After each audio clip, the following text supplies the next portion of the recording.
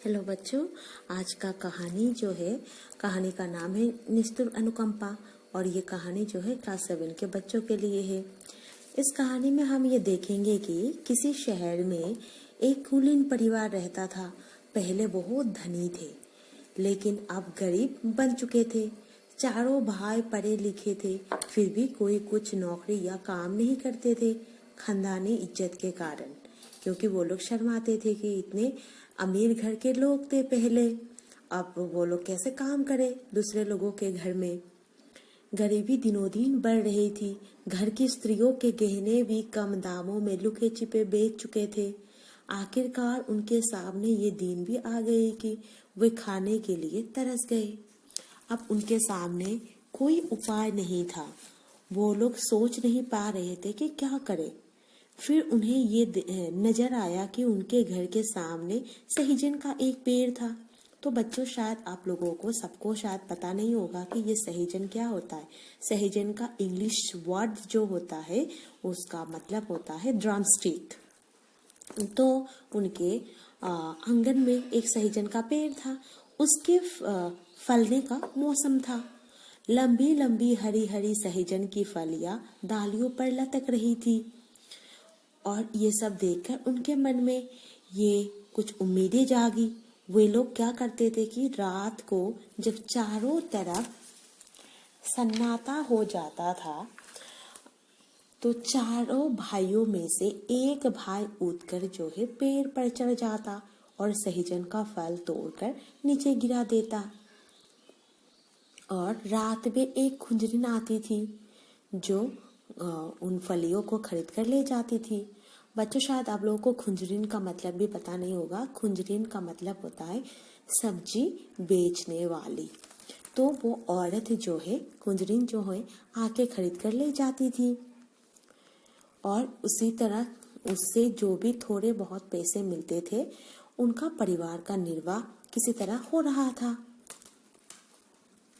एक दिन क्या होता है कि उनके घर में उनका एक रिश्तेदार आता है। उनके घर की हालत की जानकारी उनको बिल्कुल नहीं थी। फिर भोजन का समय आता है। जब भोजन तैयार हुआ तो बड़े भाई, चारों भाइयों में से सबसे बड़ा जो था, बड़ा भाई ने बहाना बनाया कि उनका सोमवार का व्रत है, इसलिए वो खाना नहीं खा सकता। दूसरे भाई ने ये कहा कि ये बहाना बनाया कि उनके पेट में दर्द है और डॉक्टर ने मना किया है कि उनको कुछ भी ना खाने के लिए। ये सिर्फ उनका बहाना था। फिर तीसरे भाई ने ये कहकर बहाना बना दिया कि उन्हें दावत पर जाना है उनके किसी दोस्त के यहाँ, और बचे थे सिर्फ उनका छोटा भाई। तो उनके सबसे छोटा भाई जो है उनके मेहमान के साथ खाने के लिए बैठ जाता है। और जब खाना जब परोसने का समय आया तो सिर्फ उनके मेहमान को ही परोसा जा रहा था और छोटे भाई को कुछ परोसा जाए उससे पहले ही वो हाथ और अपने सर को हिलाकर मना कर रहा था, नहीं नहीं, मुझे कुछ भी नहीं चाहिए बोलकर। तो ये सब देखकर उनके मेहमान ये सब तार गए कि कुछ ना कुछ तो है इन लोगों के घर में। तो क्योंकि वो थोड़ा सा चालाक था और बुद्धिमान भी था और उन्हें समझने में देर नहीं लगी कि उनके घर की शायद अवस्था जो है ठीक नहीं है। फिर रात को क्या होता है, भोजन के बाद सब लोग जब सो जाते हैं और उनका मेहमान भी घर के सामने बरामदे में सोए हुए थे और उन्हें लगा कि शायद सब लोग सो गए होंगे। रात को क्या किया, जब चारों ओर सन्नाटा छा गया तो चारों भाइयों में से एक भाई जो है सहजन का पेड़ पर चढ़कर सहजन का फलिया तोड़कर गिरा देने लगा। और रात को शायद कुछ 10 बजे एक कुंजरिन आई और कुंजरिन आकर जो है वो सहजन का फल खरीदने के लिए आई। और कुंजरिन को देखकर बड़े भाई ने मना किया कि धीरे से बात करे, क्योंकि नहीं तो उनका मेहमान जो है जग जाएगा। और कुंजरिन भी थोड़ी चालाक थी और वो बोलने लगी और उनको ये समझ में आ गया कि इनके सामने मुसीबत खड़ी है और वो उस मुसीबत का ही फायदा उठाना चाहती थी। तो वो बोलने लगी कि आजकल तो ये सहजन की फलियां लोग इतना खरीदते भी नहीं है, तो मैं थोड़ा सा कम दाम में आपसे खरीदूंगी। और बोलने लगी कि अगर आपको अच्छा लगता है, अगर आप बेचना चाहते हैं तो बेच देना, नहीं तो मैं नहीं लूंगी। बड़े भाई ने मुंह पर हाथ रखकर कहा, तुम जितना देना चाहते हो दे दो, मगर जोर से बात मत करो, क्योंकि बरामदे में हमारा जो है मेहमान सो रहे हैं, वो जाग जाएंगे। कुंजरीन ने इस मौके का लाभ उठाकर उन फलियों के दाम और भी कम कर दिए।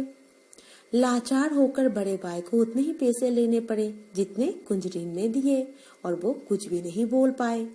कुंजरीन चली गई। चारपाइयों पर सब लोगों के जोर जोर से खराटे सुनाई पड़ने लगे। एकमात्र उनका मेहमान ही अब भी जाग रहा था और वो सब कुछ देख रहा था जो उनके सामने, आंखों के सामने हो रहा था। वो बहुत ही चालाक और बुद्धिमान था। उसने सोचा ये कितना अच्छा प्रतिष्ठित परिवार था, लेकिन झूठी और बनावटी इज्जत के ख्याल से ये नौजवान लड़के खाने पीने की तकलीफ बर्दाश्त करते रहे और इस मामूली सहजन के पेड़ के भरोसे अपना गुजारा कर रहे हैं। फिर उन्होंने मन में कुछ सोचा।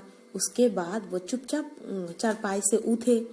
बरामदे में उन्होंने देखा कि बरामदे में एक कोने पर उनका कुल्हाड़ी जो है पड़ी हुई थी। तो बिना कोई आवाज किए वो चुपचाप पेड़ के पास जाकर पहुंचा। पेड़ को जड़ के पास से काट कर धरती पर गिरा दिया। फिर सुबह होने से पहले ही वो वहां से निकल गए, उनके घर से चले गए, क्योंकि वो रात को ही ये सब करके चला जाना चाहता था ताकि उन लोगों को इन सब के बारे में पता ना हो। सुबह जब उन लोगों के सबके नींद खुली तो वो लोग सब बहुत दुखी थे जब उन्होंने देखा कि उनका घर के सामने जो सहजन का पेड़ था जिससे उनका परिवार का निर्वाह हो रहा था वो अब नहीं रहा, वो किसी ने काट कर गिरा दिया है। और उन लोगों को बहुत गुस्सा भी आया और वो लोग नाराज भी हो गए और अब चिंता करने लगे कि उनका परिवार का निर्वाह कैसे होगा। ये सब सोचकर वो लोग परेशान थे, जैसे कि उनका कोई सगी मेहमान या रिश्तेदार की मौत हो गई हो। इस तरह से वो लोग मुंह लटके हुए वहां पर बैठे हुए थे। तो जब उनके सामने कोई और चारा न था तो उन्होंने ये डिसाइड किया कि उन लोगों ने निर्णय किया कि वो लोग अब नौकरी करेंगे, अपने लाज को छोड़कर वो नौकरी करेंगे। और ये चारों भाई जो है बहुत ही होनहार थे, पढ़े लिखे थे और सब उन्हें जानते भी थे, तो उन्हें आसानी से काम भी मिल जाएगा। तो बड़े भाई को एक धनी बड़े सज्जन के यहाँ नौकरी मिल जाती है, और क्योंकि वो बहुत ही अच्छे थे और उन्हें सब कुछ आता था काम भी। और दूसरे तीनों भाइयों को कहीं ना कहीं नौकरी मिल गई और इस तरह से उनकी घर की हालत जो है ठीक होने लगा, धीरे धीरे सुधरने लगा। उनके घर में आपको किसी भी चीज की कमी नहीं रहती। 1 साल बीत गया इन लोगों की नौकरी करते हुए। चारों का हालत अच्छा हो गया, घर में कोई चीज की कमी नहीं रहती। दूसरी दिवाली आई। अब दिवाली के समय आई, फिर से वही मेहमान उसके घर में आया जो मेहमान पहले आया था उसके घर में। और उनके मेहमान ने बातों बातों में ये स्वीकार किया कि उन्होंने ही कुछ साल पहले आकर 1 साल पहले आकर उनका जो है सहजन का पेड़ जो है काट दिया था। और ये भी बताया कि इसके पीछे उसका कोई खराब उद्देश्य नहीं था, वो सिर्फ उन लोगों की मदद करना चाहता था, क्योंकि वो लोग बहुत ही निकम्मे और आलसी बन चुके थे, कोई भी काम नहीं करना चाहते थे।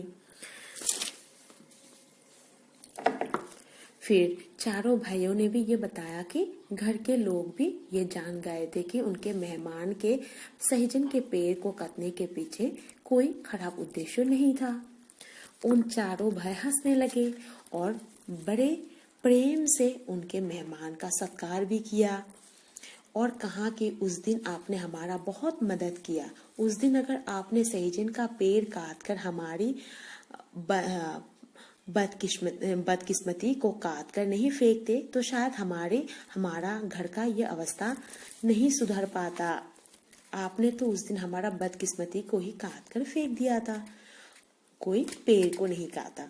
हमें अगर हमारी अवस्था को देखकर अगर आप हमें मदद करने के लिए अनाज भेज देते तो शायद हम और भी बुजदिल बन जाते। हम सिर्फ बैठ कर वही खाते, कुछ बिना परिश्रम किए।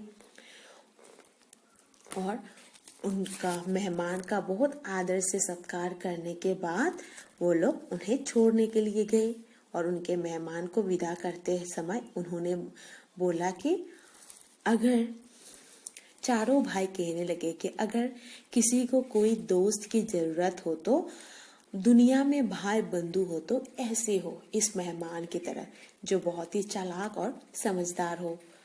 आपने जिस तरह से हमारी समझदारी से मदद की वो सबके लिए बहुत ही प्रेरणादायक है।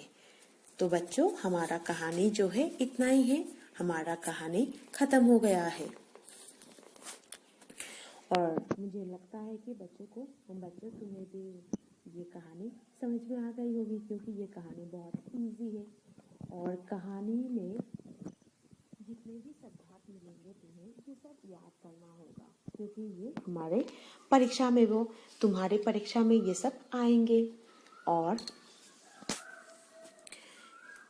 पीछे में जितने भी प्रश्न उत्तर मिलेंगे मौखिक या लिखित, वो ट्राई करना, क्योंकि अगर तुम लोग अगर तुम्हें ये कहानी समझ में आ गया होगा तो तुम ये आराम से सॉल्व कर सकते हो। अगर नहीं आता है फिर हम स्कूल खोलने के बाद देखेंगे या फिर कुछ ना कुछ और तरीका हम ढूंढ लेंगे। तो आज का कहानी इतना ही और मैं आशा करता हूँ कि बच्चों तुम सभी अच्छे होंगे और अच्छे से